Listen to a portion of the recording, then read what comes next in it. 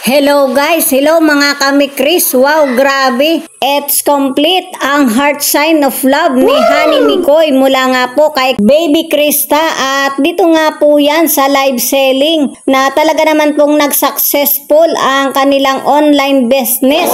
At tunay naman pong full of sweetness ang dalawa. Grabe mga kami-Chris. At samahan niyo po ako hanggang dulo ng ating topic dahil sa ang nais po nating mangyari pagdating ng tamang panahon. Mi-Chris is real. Yay! Yes! Love is forever. 100% po nating inaasahan na ito ang mangyayari in the future. Wow! Grabe, ang sweet po talaga. So, pakaabangan at pakasusubaybayan po natin ang bawat episode po ng Mi-Chris. Dahil alam po natin na ang tandem ng Mi-Chris ay talagang love na love po ng maraming viewers. Dahil alam din po natin na tayo ang simula, the witness ng kanilang lambingan, asaran, kiligan, and of course, ang kanilang kantahan. Sanay sila na nga po hanggang sa dulo ng walang hanggan. Wow, grabe. Ganyan po ang nice po nating mangyari in the future. At ngayon naman ay suportahan naman po natin ang ama at founder ng buong Kalingap na si Kuya Bal Santos Matubang at ang ina ng buong Kalingap, Ate Edna Vlogs. At syempre ang isa rin pong idol natin sa pagtulong, syempre si Kalingap Rob. At isama na rin po natin si Mr. Dreamboy, ang honey ni Krista, Kalingap Mikoy, pati na rin po sa lahat po ng mga charity vloggers sa buong Kalingap, mga Kalingap Reactor, mga kami-Chris. Patuloy po natin suportahan ang programa ng Team Kalingap sa walang sawa at patuloy po nilang pagtulong sa mga kababayan po nating mga mahihirap. At syempre rin po sa lahat po ng ating mga viewers and subscribers ng ating YouTube channel. Mega love shoutout po sa inyong lahat. Sa bago pa lang po sa aking munting YouTube channel, please po pa-support naman po ang inyong lingkod. Like, share, and subscribe na rin po. Thank you so much.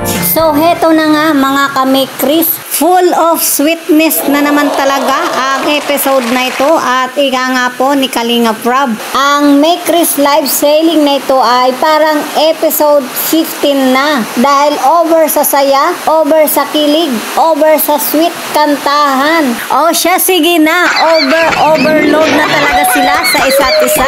Grabe, talaga ang sweet po talaga nila. At kitang-kita rin po natin mga Kalingap, hindi may tatago ang nararamdamang kilig ni na Kalingap Rob with Coaches Romeo and Coach Roy na super kinilig talaga dahil sa mga inawit ni Krista. Grabe, sing a very sweet and loving. Wow! At sino nga po ang hindi mapapatalon sa tuwa? At talagang good vibes po talaga ang ating mga coaches ng Mi-Chris. Lalo na nga po ng subuan ni Honey Mikoy si Baby Krista.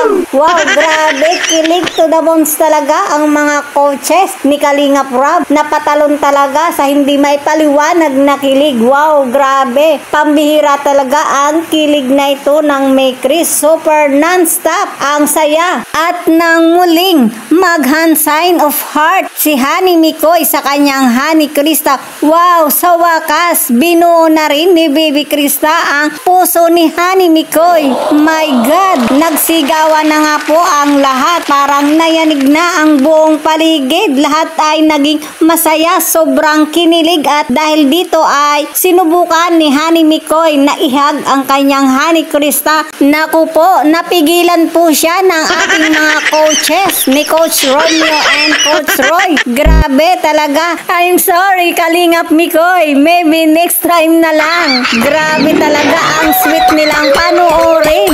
Hindi po talaga nakakasawa. My goodness mga kami-Chris, tandem to love team na nga ang Mi-Chris pagdating ng panahon. Dahil kinonfirm na nga po ni Honey Mikoy na si Baby Krista na ang girl na dadalhin niya sa simbahan para makasama with full of sweetness until forever. Sa tamang panahon. Wow, sweet naman. Grabe. Kalingap Mikoy, gawin mo yan ha para kay Krista. Yehey! Wow! Grabe. grabing kilig talaga meron ang May Chris. Tunay nga pong pinagtagpo at tinadhana talaga sina Honey Mikoy at Baby Krista sa isa't isa. Wow, so sweet. So yan po mga kalingap ang ating update. Kita-kits po tayo para sa susunod po nating topic. Muli, thank you for watching. Thank you so much and God bless us.